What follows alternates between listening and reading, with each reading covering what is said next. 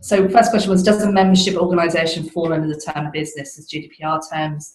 Yes, if that means yes, are you, do you fall under the GDPR remit of, being a data controller of personal data? Yes, and you will have to comply with GDPR like any other person or any other organisation that controls or processes personal data. Do we need new compliance consent to continue to use contact details, etc., and for separate activities?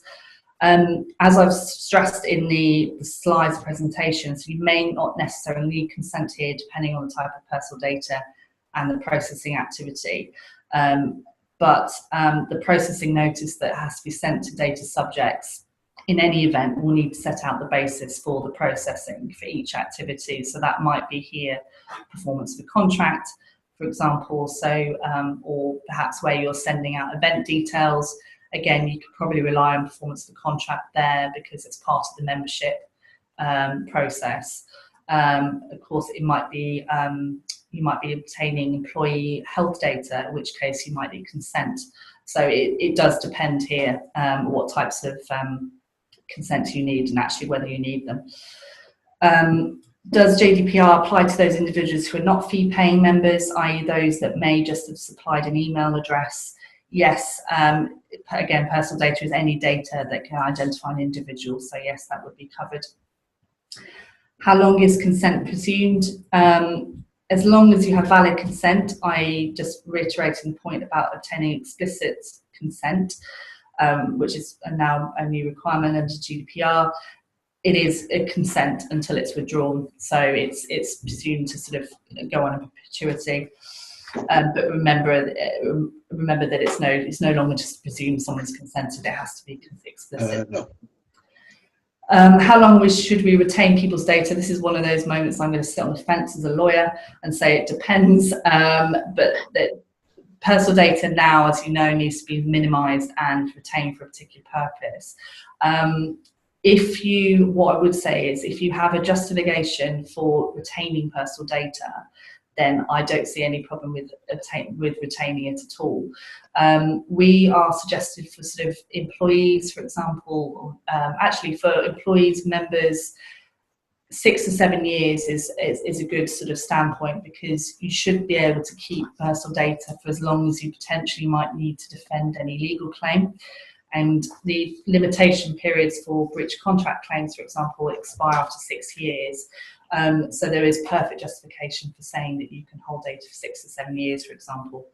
Again, there might be other legal obligations or other reasons why you need to hold personal data. So as long as there's a good justification, don't be scared to hold data. Obviously, if it's 50 years, I'd probably question that. But it's a common sense approach. Do we need a data processing agreement with each individual IT and /software provider? Yes. I think it's generally, I'd say yes. There is a commercial risk approach to take here. I think if you are using a sort of one supplier to do a lot of things, yes, I would. It might be that you use the odd supplier to do lots of things, one thing occasionally, very rarely, in which case you might consider it's not necessary to do so. But it is about risk and actually your relationship with that provider. But I think generally, I was talking suppliers generally, but on the IT software basis, I would suspect you would.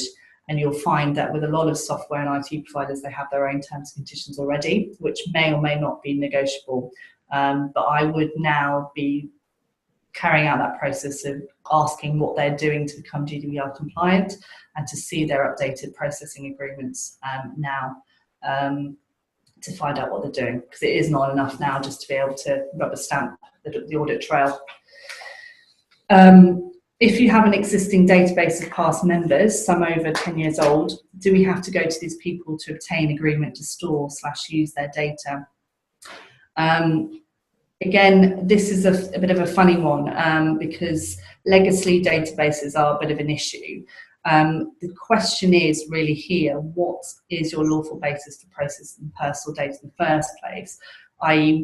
is your database purely individuals that would have signed up online and given their consent? It's unlikely that any processing notice that was originally sent out to them is going to be, sufficient enough and will satisfy the new GDPR requirements, in which case you should be sending out a new processing notice to them. But because personal data in this case, I can imagine, and please again correct me if I'm wrong, if it's most of the time it'll come in directly to you, it's very unlikely that you'll get complaints from individuals if you then send out a new processing notice to members to satisfy GDPR. So again, it's going to depend on the type of processing and the type of people within the database, but I would suggest that you would have to send out a new processing notice here, but not necessary consent, as I've said before. But again, if someone wants to expand on that question, I'm more than happy to answer it. Our members' data is shared with the football club in order to enact a ticketing priority scheme. What liability do we have if the club choose to use that data to send out mail shots? So in this instance, I consider that both parties here will be data controllers, unless, of course, the club can only use personal data on the trust's behalf. So there will be separate liability here. And the club will basically be responsible for whatever they do with that personal data. So as long as you're clear in the processing notice that you send out to your data subject, how you'll be using their data and where it's going. So if you are transferring it to a club, for example, that is sufficient to under the GDPR.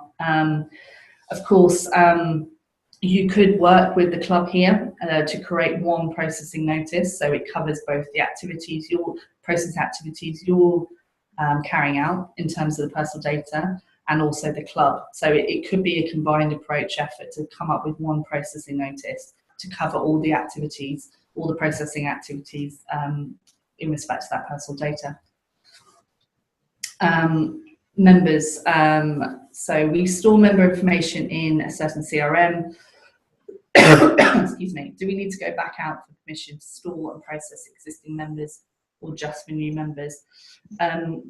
Again, this is a bit of a commercial-based decision ultimately, but it depends on how data was obtained initially, for example, on sign-up. So it's unlikely, again, as I've sort of said earlier, that any processing notice will satisfy the transparency requirements. So it would be wise to send out a new processing notice to new members and obtain any new consents for direct marketing as of the 25th of May or before even, because if you do everything before, you're far less likely to get any complaints from members now before the regime comes in. What disclaimers or permission requests do we need on our website for new members? I think that's alluding to consents. In which case, I think I've just answered that question, but if I haven't, please re-ask it. Excuse me. Do we need to request a new opt-in for existing subscribers to our mailing list? Yes, you do. Consents now need to be explicit and opt-in, as I said in my slides. Do we need to explicitly request permission to process every time we do a meeting invitation, or is permission implicitly granted by the person applying for a ticket? I would say you don't need consent, you don't need permission here, but you should be adding that detail into any processing notice that goes out to that client or that member, for example, as a separate processing activity. So it would essentially set out that we may contact you to send you meeting invitations, for example. But it's again, that sort of ties into the whole, it's necessary performance of a contract with you. You signed up to apply for a ticket, so it's your legitimate business interest to send people meeting invitations or event details and things like that. So when they sign up for the event, a processing notice should set out at that point what that personal data will be used for. Are emails from members or third parties covered by GDPR? Yes, they are. I think I'm understanding the question, but only if they're non-corporate bodies here. Again, if I haven't quite answered that, let me know. We have a PayPal account with subscribed payees. What do we need to do regarding this information? We have members that pay by standing order. I'm assuming that since they initiate the payment, there is no GDPR implication. Again, you will be processing personal data for PayPal. I think PayPal here will be a processor for you on your behalf. So again, when you collect that personal data from that individual, so account details or whatever it may be, it just needs to set out the processing notice that will be transferring it to PayPal. Obviously to transmit the payment, for example, but it's as sort of straightforward as that. Elections and ballots. We have a number of old ballot papers relating to board elections, member resolutions, etc. Should we destroy these prior to the 25th of May? What are the GDPR implications for storage? And are there any implications for future elections? No, again, this is personal data. However, again, that will just be a case of when information like that is collected, it's just set out in the processing notice that goes to those shareholders, members. But there is perfect justification for holding this type of data. There is a legal requirement to keep records of this nature anyway. And there's no issue in storing and obviously retaining it for a certain amount of time. Again, I would suggest that 6 to 7 years is justifiable, or as long as that member shareholder is within the business. That's that question. So we're running a scheme to, and this is final question, we're running a scheme to refund our community shareholders. This needs us to receive applications for a refund, process them, make payments, and retain data for fraud error checks for a period of time. Any advice?